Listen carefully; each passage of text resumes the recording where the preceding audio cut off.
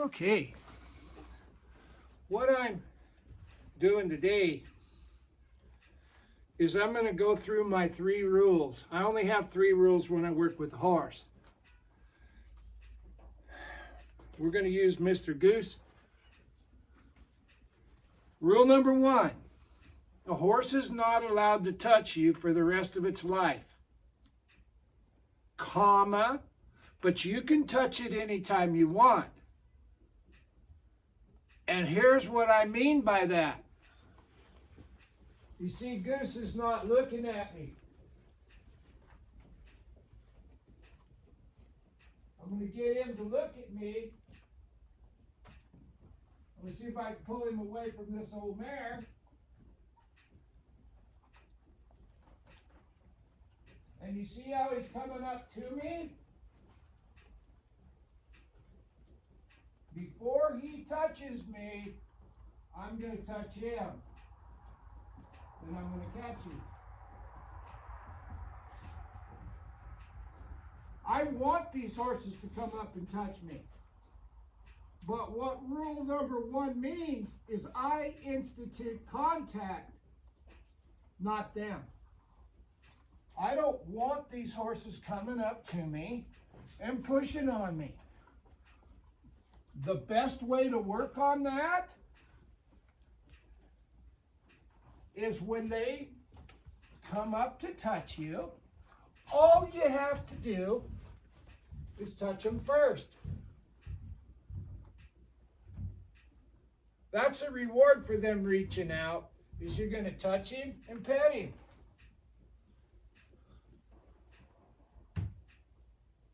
And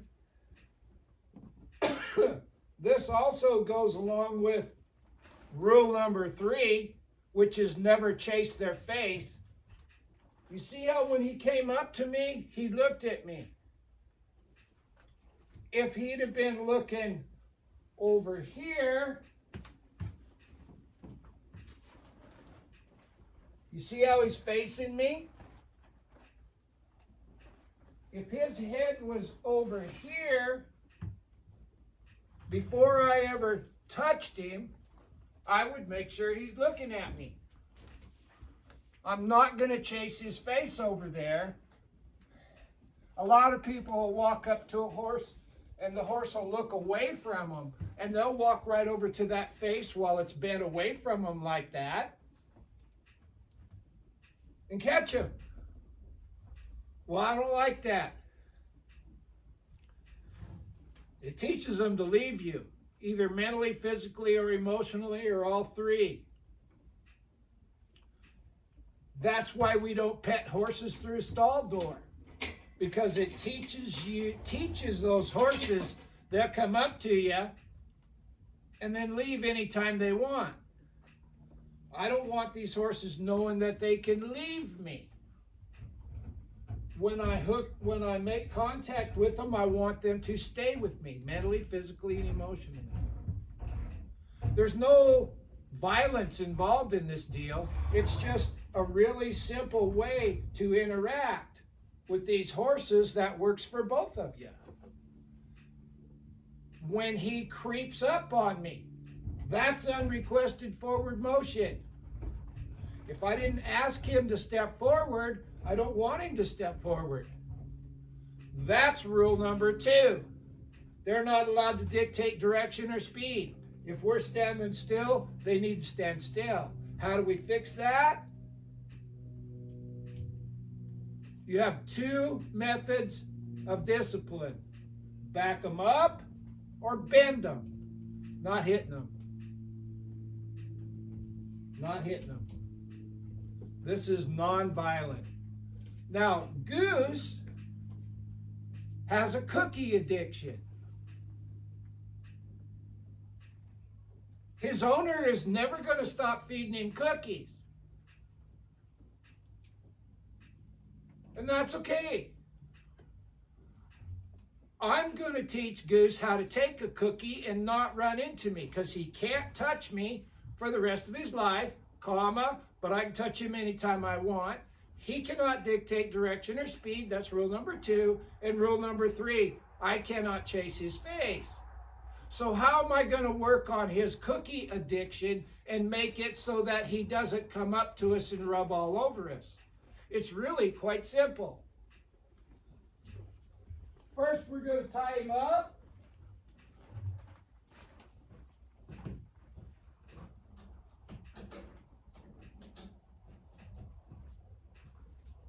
And I'm going to go get a sack of cookies.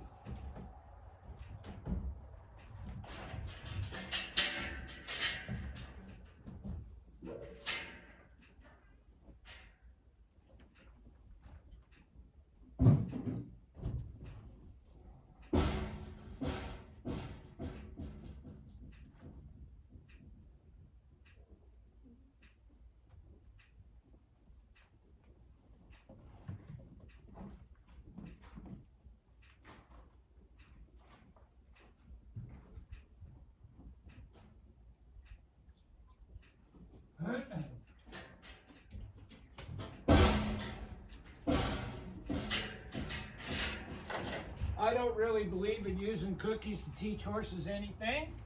And I do think that if you want to feed your horse a cookie, who am I to tell you not to?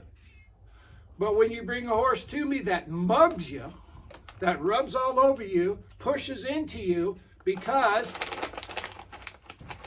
they want a cookie,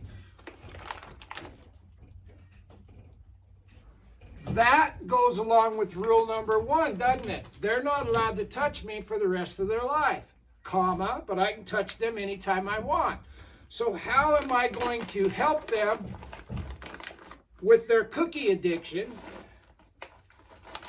and not have them violate rule number 1? Could just not feed them a cookie, but that's too simple of an answer, isn't it? If you've got a horse that's already has a cookie addiction,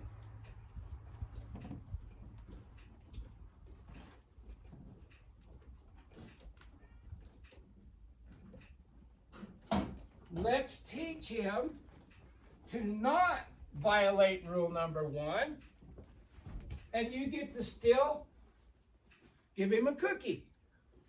So typically when a horse has a cookie addiction, they do this right here. That's violation of rule number 1. And he's nibbling and cracking and pushing. I'm not going to murder him. I'm going to back him up 2 steps and give him a cookie. He doesn't get a cookie unless he backs up 2 steps. So now if he wants this cookie, instead of coming up to me and rubbing on me, he's got to back up. Then he gets his cookie. And if he comes up to me without the cookie in my hand, he's not allowed to dictate direction or speed, is he? He's not allowed to creep up on me or give me unrequested forward motion. So I'm just going to back him up. 2 steps. The first step's to change his mind. The second step's for practice. Now he's creeping again. I'm going to push him back. I'm going to push him back until he stays there.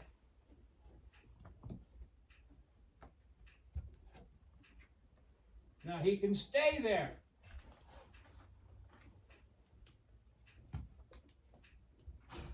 Two steps.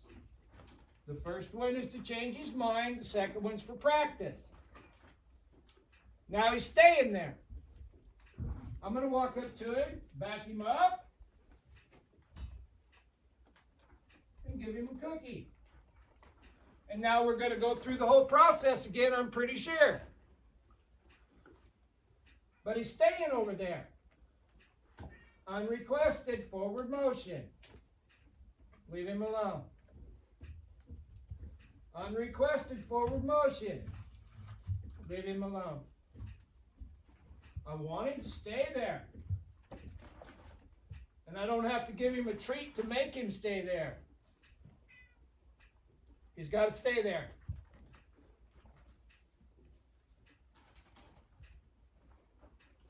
He has to stay.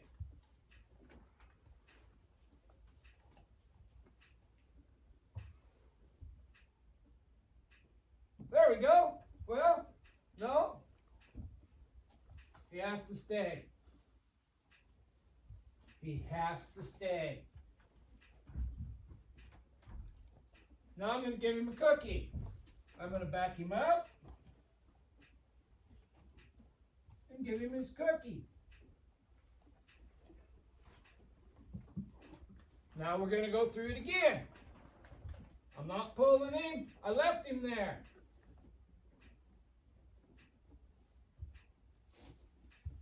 Left and right. We're not trying to murder him. He knows what he knows because that's what he was taught. If he'd have been taught differently, he would know other things. He stayed pretty good. I'm going to walk up and back him up.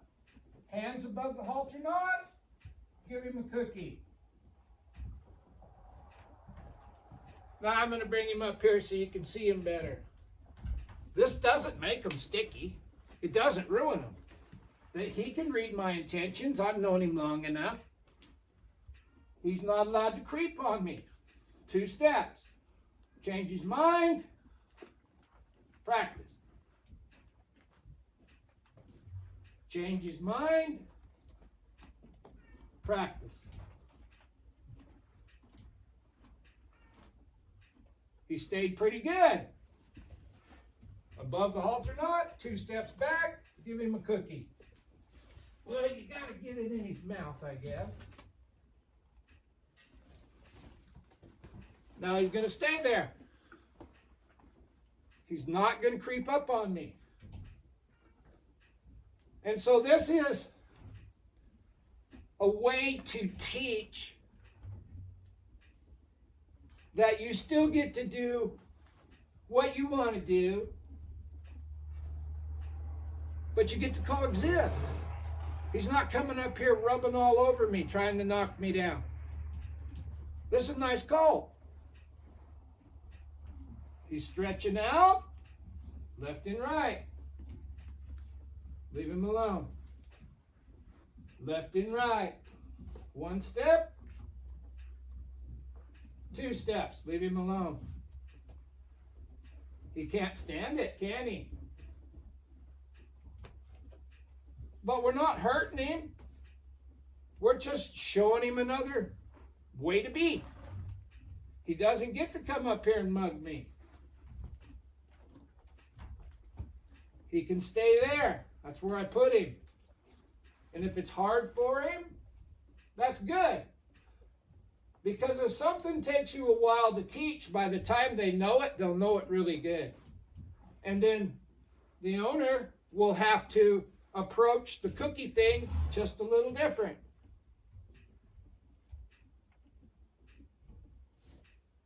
Now I'm going to give him a cookie. My hands are above the halter knots.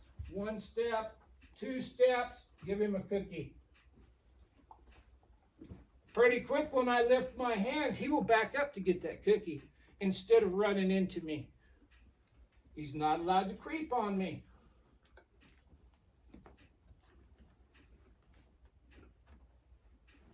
He's not allowed to creep on me.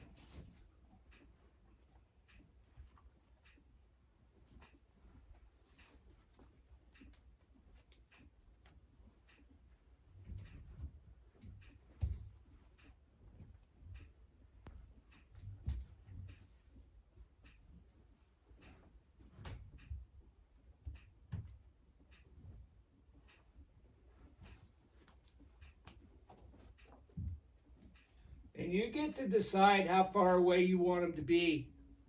Your expectations of performance and mine may be different, but I want him staying there. I don't want him rubbing up on me. I don't want him touching me. I want him to stay where I put him. Mentally, physically, and emotionally. He can wait. It's more than he can bear, isn't it? That's okay.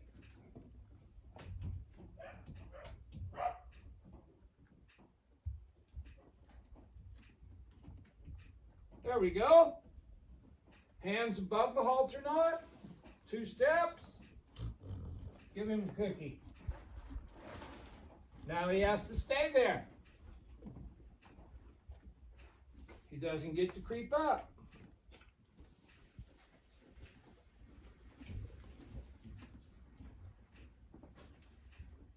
He doesn't get to creep up.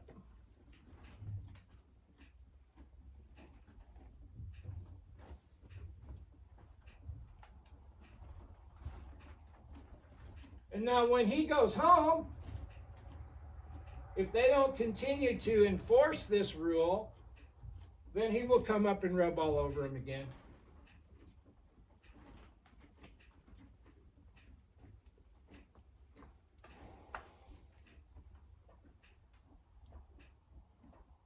There.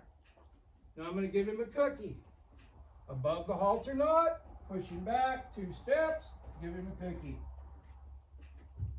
And believe it or not, we're working on his backup too. See if he'll stay there.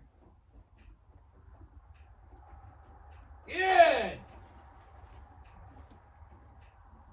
Give him a cookie.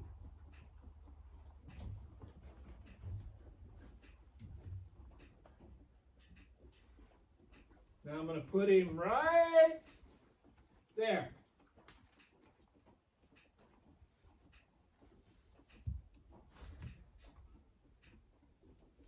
He's creeping. There. He's creeping. There.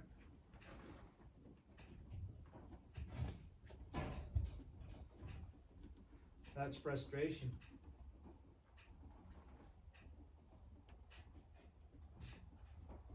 He's not allowed to do that. I keep giving him little chances to be good.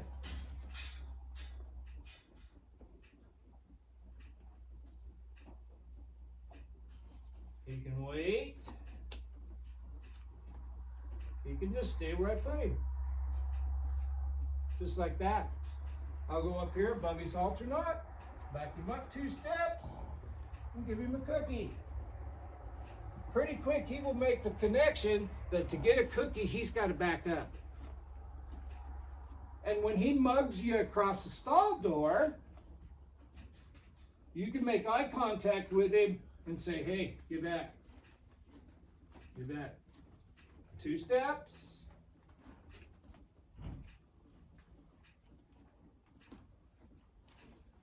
Oh, he's got an itch. That's more important than the cookie. That's actually a good sign. The horses can only think of one thing at a time. Now I'm going to back him up 2 steps and give him a cookie.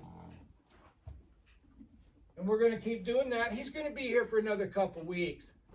This is the horse I'm working on the cross ties with.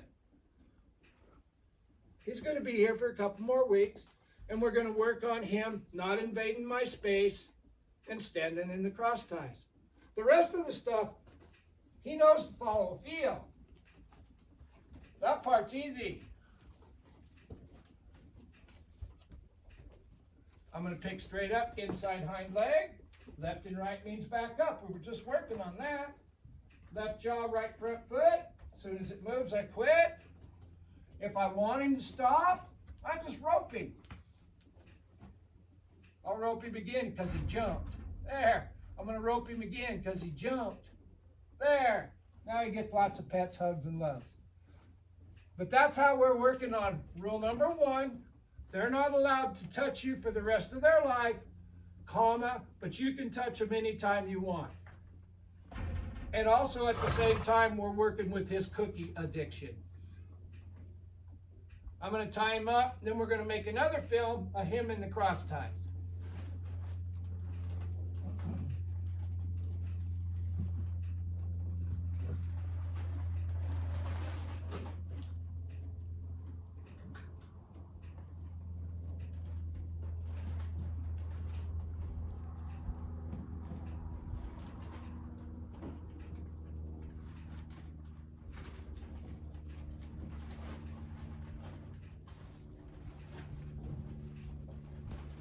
About 10 degrees here, wind's blowing. A little tarp over that door there, the wind kind of raising hell with it. Anyway, we're going to see how old Goosey does in the cross ties. Bye.